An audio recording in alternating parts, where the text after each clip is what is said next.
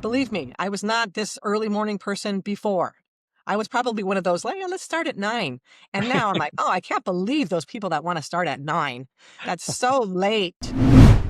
We did a hike that I would love to take you guys on. We did it last weekend. We went to the location where they filmed Fried Green Tomatoes. There's this little place called the Whistle Stop Cafe. For the movie, it had to look like it was in two different time periods. It was in the 30s or 40s and then in the 80s. And so they had a modern version of it for those days and then the dilapidated version. There's a trail within 5 miles of that we did that was beautiful. Even in the winter, kind of the fun thing is to find the colors that are popping, whether it's the woodpecker up here or whether it's, the little batch of green that's peeking out. That's always my little go-to that I think people like, is if you can find something that's related to a movie location, or, there's the Bat Cave, or there's where they filmed Star Trek, or I'm a total nerd about all of that stuff.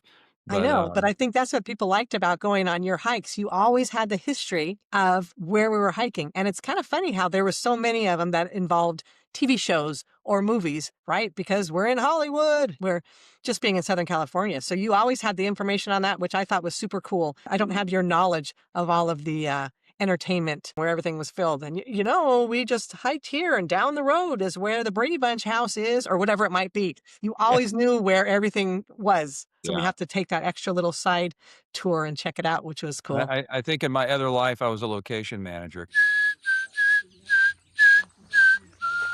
Choppers! Choppers! That stuff is fun. And Georgia has a lot of those too. But wherever you live, there's always that sense of going out and seeing your town in a way that you hadn't seen it before. You have a core of your go-tos, though, that you guys do that I know that you like. And one of them involves, it starts out pretty moderate and then it gets... Yeah, that one is kind of funny. So it's a 5-mile round trip or out and back.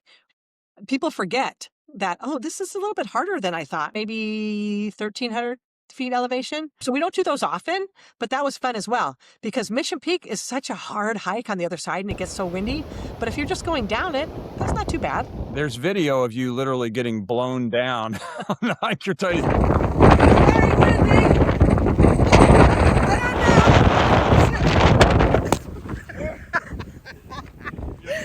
It's called O'Melveny, but it's also called, like you said, Mission Peak. Yeah, you on the start at back O'Melveny. And actually, it's been nicknamed "Oh Lord" by one of our regular hikers. She's like, "Oh Lord, I'm not doing that one again."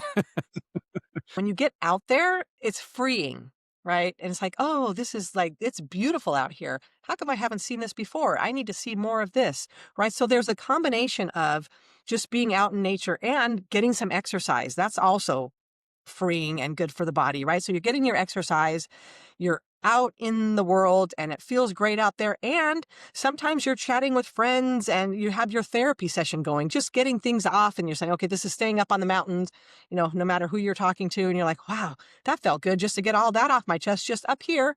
And now I'm good to go for the rest of the day.